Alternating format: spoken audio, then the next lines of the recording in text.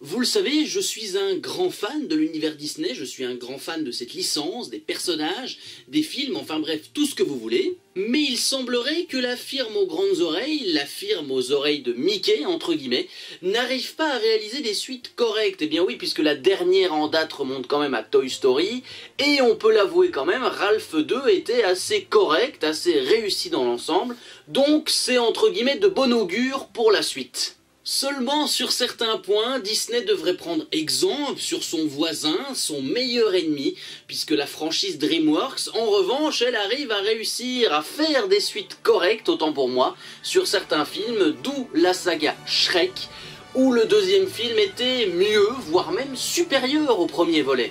Bienvenue dans cette 15e critique du mois, et oui, c'est déjà quand même la 15e, où l'on va faire un petit voyage, un petit détour par le royaume de... Fort lointain. Après avoir vaincu assez facilement, il faut le dire, Lord Farquaad lors du premier film, notre couple phare de Shrek s'offre donc une lune de miel bien méritée, logique, afin de prendre un petit repos entre amoureux. D'ailleurs, l'un des points forts de ce deuxième volet, c'est quand même de beaucoup mieux développer ce petit couple d'amoureux, de les confronter à nouveau à des clichés du peuple, et surtout, l'invitation des parents de Fiona au royaume de fort lointain ne va pas arranger les choses quand on y pense. Ce sera expliqué un peu plus tard dans le film, mais de base, ce sont bel et bien les parents de Fiona qui l'ont enfermée dans cette tour, tout simplement pour qu'elle attende bien sagement le prince charmant, qui lui viendrait la délivrer avec un baiser, et avec ce baiser, justement, elle retrouverait sa forme humaine pour toujours, donc sa beauté, on va dire. Et ce qui est amusant, c'est que les parents ne s'attendaient pas du tout, mais alors là, pas du tout, à voir débarquer avec Fiona un ogre vert, quand même, un ogre géant, et en plus, voir Fiona transformée toujours en ogresse, ça a pas dû leur faire plaisir aux vieux paternels, aux deux paternels. Mais qui diable sont ces gens? Il me semble que c'est notre petite fille. Tu appelles ça une petite fille? Moi j'appelle ça un énorme problème. Ne devait-elle point être désensorcelée par le baiser de Charmant? Il est vrai qu'à première vue, il n'a rien de charmant. Cependant, ils ont l'air... Heureux, on est venu, on les a vus. C'est d'ailleurs un petit peu cliché de le redire, mais je pense, et c'est très bien dissimulé, et au premier abord on s'en rend pas compte, mais les parents s'attendaient à voir Fiona débarquer en princesse, belle robe de princesse, bien habillée, avec à ses côtés un véritable prince charmant et pas un ogre. Ce qui prouve, mes chers amis, encore une fois, que ce film tente de démontrer que voilà, la beauté n'est pas quelque chose d'important, c'est superficiel, c'est avant tout ce qu'on a dans le cœur et dans notre style, dans nos émotions, c'est ça qui compte, c'est ce qu'on est à l'intérieur. Des parents que moi j'apprécie beaucoup parce qu'ils sont drôles, ils sont attachants, ils ont un bon duo, et même si c'est un petit peu mal fait la façon dont ils se présentent entre guillemets au couple, j'aime bien la manière dont ils essaient de rendre leur fille unique heureuse, et c'est ça qui compte. On ne va pas se le cacher, épouser un prince aurait pu permettre à Fiona de vivre une belle vie, une vie heureuse, une vie pleine d'argent, d'aventure, d'amour, enfin tout ce que vous voulez, mais qu'y a-t-il de plus noble que de vouloir rendre sa progéniture heureuse, et surtout à l'abri de tout? Parce que c'est ça, les parents ont eu une démarche un petit peu maladroite au début, mais finalement ils se sont dit oui mais notre fille, si elle est heureuse après tout, le reste c'est pas très important, et c'est ça que j'aime bien dans ce film. Je vous en prie, attaquez. Pas besoin de m'en prier, Liliane. Oh, Donc j'imagine que les seuls petits-enfants qui me seront donnés vont être... Des ogres. Ouais. Harold. Shrek. Fiona. Maman. Harold. Seulement on se rend compte qu'après un dîner bien agité, un petit peu arrosé de nourriture, de vin, de tout ce que vous voulez, on se rend compte que Harold, le père de Fiona, était de mèche avec Marraine la bonne fée, qui en fait c'est elle de base, hein, cette Marraine la fée, qui a enfermé Fiona dans sa tour d'ivoire, on va dire ça comme ça, et surtout, eh bien, elle a envie que Fiona épouse son fils, Charmant, et oui, Prince Charmant, c'est comme ça qu'il s'appelle. Je reviendrai sur lui un petit peu plus tard, si ça ne vous dérange pas. Autant je n'appréciais pas, voire je détestais Lord Farquaad parce que je trouvais que ce personnage n'était pas intéressant, il n'était pas drôle, enfin voilà, c'était pas le méchant par excellence. Par contre ici, Shrek 2 nous offre quand même une méchante qui est discrète mais qui l'est quand même, hein. On sent que Marraine la Bonne Fée, elle a un mauvais fond entre guillemets, parce que de base, ce qu'elle veut, c'est clair et net, c'est que Fiona reste au royaume, qu'elle épouse son fils afin que Monsieur Charmant devienne entre guillemets un héritier royal au trône de Fort Lointain. La personnalité de Marraine la Bonne Fée évolue très très bien tout au long du film, elle est très drôle, elle a un côté mesquine qui finalement passe très bien, et puis surtout son rôle entre guillemets d'agent double passe en fait inaperçu sur tout le royaume, hein. Personne ne s'en rend compte, les concierges, les cuisiniers, Fiona, la mère, même Shrek n'y voit que du feu pendant presque une bonne partie du film, c'est pour vous dire. Il a essuyé des blizzards hurlants, des déserts cuisants. Il a grimpé vers la plus haute vioutu salle de la plus haute vioutu tour. Et qu'est-ce qu'il a trouvé? Un loup qui se prenait pour une levrette et qui lui a dit que sa princesse était déjà mariée. Donc Fiona et Charmant deviendront mari et femme. Sans doute. Oh, crois-moi, Harold, c'est ce qu'il y a de mieux. Non seulement pour ta fille, mais aussi pour ton royaume. C'est une méchante les amis, on est bien d'accord sur ce point, mais elle a quand même des intentions nobles, parce que son vœu de prime abord c'était d'assurer à elle et surtout à son fils une vie heureuse, une vie, je vais dire de conte de fées et d'amour au royaume de Fort Lointain, c'est ça avant tout qu'elle voulait. Et puis d'ailleurs, mention honorable au film, qui envoie quand même un message très fort à son public, en créant un personnage, une méchante rondouillarde.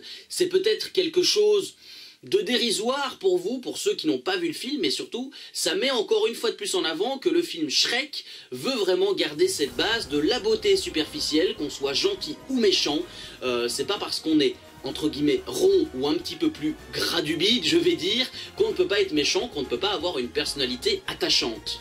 Non, non, non, non, non! C'est ainsi. Aucun ogre ne vécut jamais heureux pour toujours. Eh, dites donc, ma petite dame. Rangez ça! On ne montre pas les gens de son sale gros doigt vert!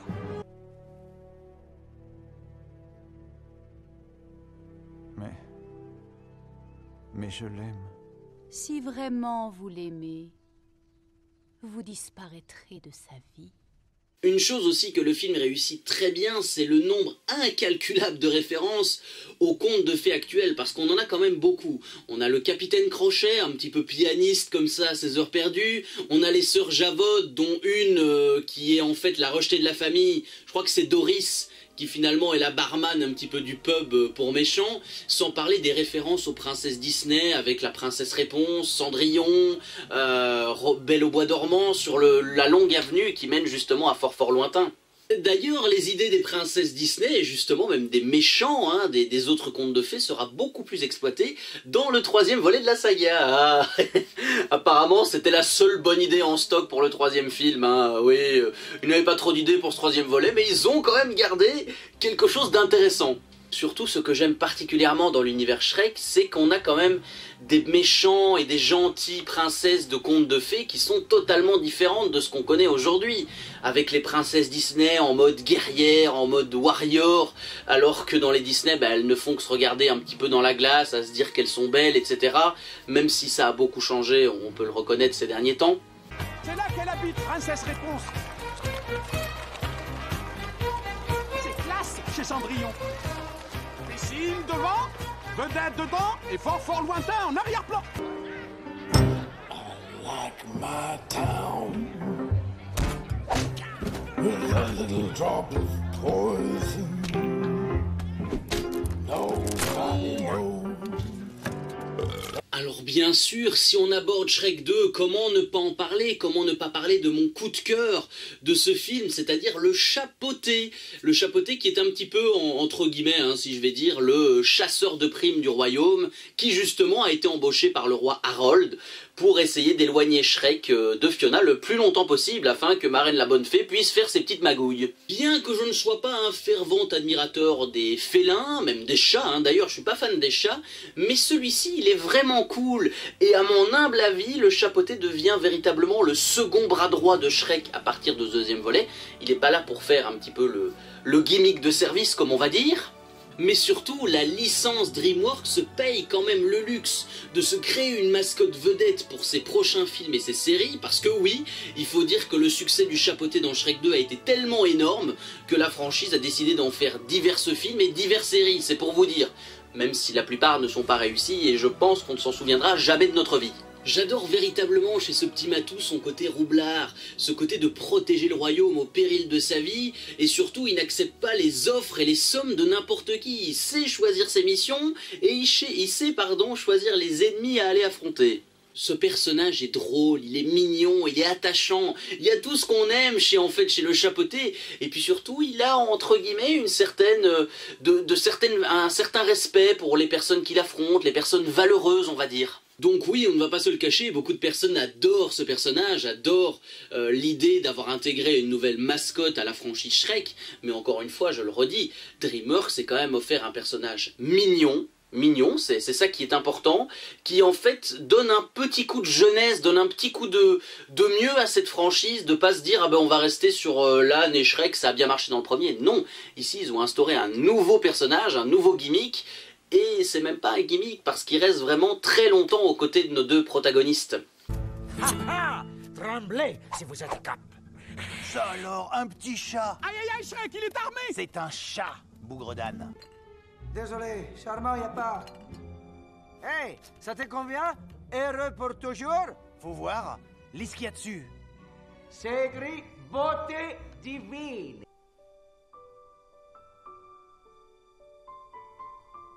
Par contre, oui, je devais vous en parler, ce que je n'aime pas dans ce film, et malheureusement c'est un petit peu le fil rouge de ce film, et je trouve qu'on en fait un trop gros foin entre guillemets, c'est tout le passage autour de la potion magique. Ah là, je suis désolé, j'ai vraiment du mal à accrocher ce thème, cette idée de beauté éternelle, cette idée de jeunesse éternelle. Non, moi j'ai eu du mal avec ça. Je ne dis pas que c'est mauvais, je comprends les intentions du film de vouloir utiliser cette potion magique comme fil rouge afin de dire oui, la beauté n'est pas quelque chose d'important, mais parfois ça joue sur des détails, ça joue dans certaines situations de la vie courante, et cette potion était un petit peu entre guillemets l'espèce de lien d'amour qui reliait Shrek et Fiona, et puis surtout c'était justement l'intrigue avec Marraine la Bonne Fée. Enfin voilà, ça reliait beaucoup de choses cette intrigue. Je vais vous dire une chose qui va peut-être vous décevoir, mais je trouve que cette histoire de potion,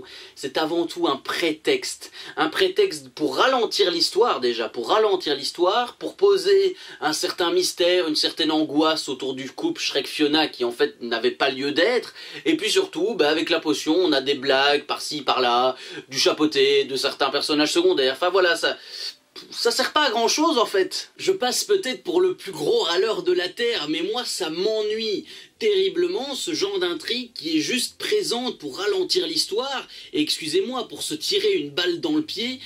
Le thème principal de Shrek, on parle quand même du thème de la saga entre guillemets. Je viens de vous le dire, c'est un gros problème de ce deuxième film. C'est vraiment de mettre sur le côté le thème global de la saga qui, entre guillemets, je vous le répète, c'était la beauté, c'est superficiel, c'est pas important d'être beau, il faut s'accepter tel qu'on est, c'est quelque chose qu'il faut savoir accepter dans la vie. Eh bien non, avec cette histoire de potion magique qui rend beau et jeune éternellement, la saga s'est quand même dit, ah oui, mais en fait, on vient un peu d'un petit peu de se tirer dessus. Bien oui, je suis désolé, voilà, il aurait peut-être été plus judicieux d'introduire cette idée de potion magique, voilà, de l'introduire, mais pas comme fil rouge du film, et peut-être d'imaginer une histoire du film où Marraine la Bonne Fée essaye justement de faire changer d'avis Fiona sur quelque chose, de la faire jouer sur ses émotions, sur son passé, mais non, je trouve que cette histoire de potion magique, elle prend un petit peu la semoule dans ce film.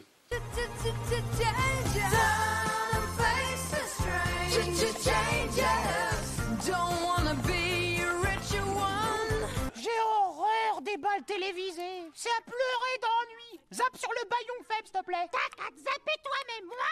Je vais voir Shrek et Fiona. Bon, on va te faire cuire des pralines. Je sais. Mais jamais plus tu pèteras dans la vache. Je sais. Jamais plus tu te gratteras les fesses. Je sais. Mais tu kiffes ça d'être un homme. Je sais, oh. Bon, tant qu'on est un petit peu dans le passage, je vais déverser mon venin sur tout ce que je n'aime pas, eh bien on va continuer et on va parler du pseudo-fils, du fils de Marraine la Bonne Fée, je parle bien sûr de Charmant. Waouh, comme c'est original! Et c'est quoi sa fonction? Prince? Oh, j'aurais jamais deviné. Alors là, je suis le champion des devinettes, mais ces derniers temps, j'ai le cerveau qui va exploser. Ce mec, le prince charmant, n'a aucune intervention correcte dans ce deuxième volet. Et honnêtement, je comprends la volonté des scénaristes de vouloir le ridiculiser au plus haut point dans le troisième volet. Alors que dans le troisième, il dévoile quand même un côté de sa personnalité qu'on n'avait pas découvert jusqu'ici. Donc dans le 2, on l'a vraiment pris un petit peu pour le beauf de service, pour le couillu de service également. Il passe son temps à chouiner, à dire que voilà, il est incompris, on ne l'accepte pas tel qu'il est. Il est clairement le stéréotype du blond qui ne comprend rien. Et puis à chacun de ses passages, mais c'est pas marrant du tout, c'est pas marrant, t'as envie de lui dire, mais mec, ferme-la, t'es pas drôle. Je suis désolé, mais ce personnage, je comprends pas comment est-ce qu'on l'a gardé jusqu'à la fin.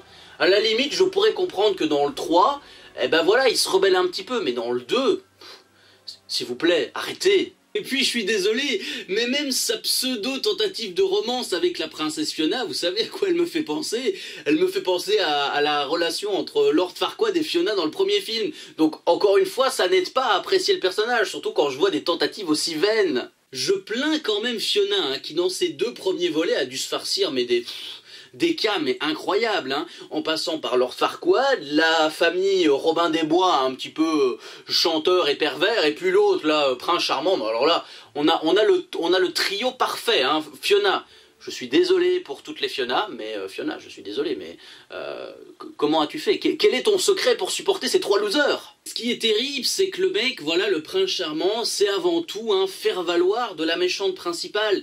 Il est même pas là, entre guillemets, pour l'intrigue, il est juste là parce qu'il y avait besoin de quelqu'un, entre guillemets, pour faire le déclencheur d'amour avec Fiona, pour faire un petit peu son pseudo-mari. Donc oui, il est juste là par procuration, il n'est pas là parce qu'on en a besoin. Et encore une fois, ses blagues, ses interventions, ses caprices, c'est tout un truc, tout un foin de mauvaise qualité qui font que je n'apprécie pas le personnage, que je ne l'apprécierai jamais. Et encore une fois, bien joué de l'avoir ridiculisé dans le 3, mais vraiment, mais c'était une très bonne idée. Moi, j'étais aux anges quand j'ai vu cette ridiculisation de personnage. Certes, Fiona, c'est bien moi. Qu'est-il arrivé à ta voix? La potion a changé bien des choses, Fiona. Hormis l'amour que je te porte. Non, bien sûr, ce n'est pas ta faute. Et puis d'abord, comment voulez-vous que je sois charmant si je dois me faire passer pour cet abominable homme? Non, c'est évident, personne n'y est pour rien. Je fais ce que le bon peuple attend. Tu t'es mis du gloss irisé? Fraise des bois, tu veux goûter? On va poser la question qui fâche maintenant. Est-ce que Shrek 2, par hasard, hein, je dis ça comme ça, vous y répondrez dans les commentaires, est meilleur que son premier volet sorti il y a quand même déjà 19 ans? Oui, bah oui, je suis désolé. Shrek 2 est excellent et génial, et ce n'est pas une honte de le dire. Autre question importante, attention, celle-là elle vaut pour des points. Est-ce que la saga, je pose cette question, aurait dû s'arrêter après Shrek 2 et donc au royaume de Fort Lointain?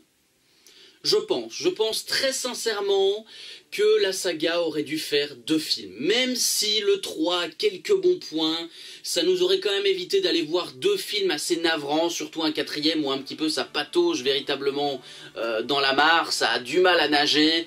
Donc oui, peut-être que Shrek n'aurait peut-être dû avoir juste 2 films et pas 4 et surtout pas 5. Oh, le 5e me fait peur quand même, je vous l'avoue. Le deuxième volet de Shrek est très réussi, mais surtout ce qui est très bien réussi également, c'est qu'il complète le premier film de la saga, qui lui, quand il est sorti, était déjà tordant à mourir de rire. Le deuxième est encore mieux, donc oui, les 2 films se complètent, voire même le deuxième, encore une fois, surpasse le premier, même parfois en termes de certaines vannes qui sont très discrètes et très fines. Le duo Shrek et Lan est très bien réussi, surtout que maintenant on a quand même un 3e qui est venu s'incruster dans le groupe, donc c'était encore mieux. Marraine la bonne fée est une méchante à souhait, on a quand même des musiques qui sont très entraînantes, et puis surtout on a une conclusion qui dans l'ensemble est réussie. Je vous l'ai dit en début de vidéo, même si DreamWorks à la base est un concurrent de l'animation à Disney, la firme aux oreilles de Mickey devrait quand même prendre exemple. Parfois c'est important de s'inspirer de ses concurrents, de savoir aussi prendre du recul parce qu'encore une fois Disney a vraiment du mal à pouvoir gérer les suites de ses films parce que bien souvent on envoie toute la sauce dans le premier film, on envoie tout le pâté comme on dit et parfois ça ne réussit pas. Regardez, Le Roi Lion 2 n'est pas une suite réussie, il y a d'autres films qui ont eu des suites ratées, Tarzan 2 c'est pas une réussite, Les Frères des Ours 2 c'est pas une réussite, Lilo et Stitch. Les seules réussites au niveau des suites chez Disney remontent quand même à Toy Story et Toy Story 3 est quand même sorti en 2008. Ça fait quand même déjà 10 piges. C'est un bête exemple, je suis d'accord. Il suffit simplement de regarder un petit coup d'œil sur les films qu'a produit DreamWorks ces dernières années. En termes de suite, on en est quand même un petit peu plus au-dessus que Disney. On a eu L'Âge de glace, on a eu Madagascar, on a eu Kung Fu Panda, on a eu également Shrek, et dernièrement on a Dragon qui est une réussite au cinéma. Donc oui, DreamWorks, on peut le dire, est meilleur que Disney pour réussir ses suites, ça c'est une certitude. Bah quoi? Ton papa, il était pâtissier. Bah évidemment, comment tu crois qu'il m'a mis au moule? Aujourd'hui, je paye ma dette d'honneur.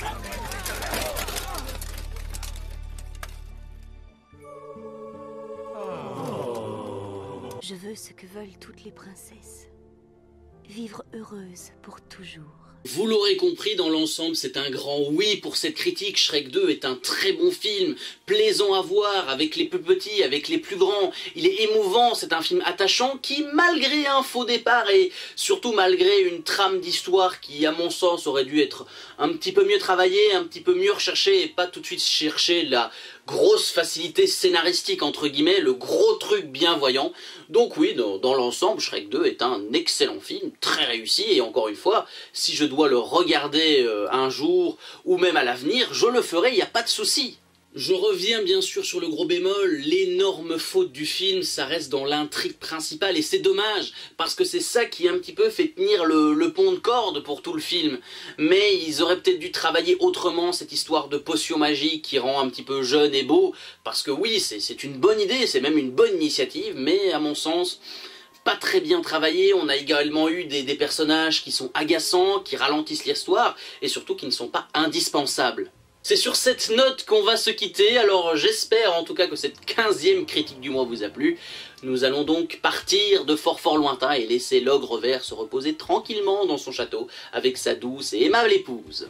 Je souhaite en tout cas que cet épisode vous a fait retomber durant votre début d'adolescence, parce que moi c'est à cette époque que j'ai vu Shrek 2, et encore une fois, je le redis, c'est un film très bien. Mais rassurez-vous, pour la 16e critique du mois, on repartira dans le monde des Pokémon pour la 3e partie, donc prenez rendez-vous, notez-le dans votre agenda, on se retrouvera fin avril. Si tu as envie de découvrir beaucoup plus de contenu que cette vidéo, eh bien je t'invite à t'abonner à la chaîne de la Minute en Vrac, tu verras c'est gratuit, c'est simple, il n'y a pas grand chose à faire. Quant à nous, on se retrouve très bientôt sur YouTube pour de nouvelles vidéos, restez connectés en tout cas, il y aura peut-être de futures vidéos à venir, notamment un petit top 50, voilà, dans quelques mois entre guillemets. Donc soyez attentifs à ce qui se passe, à très bientôt, salut!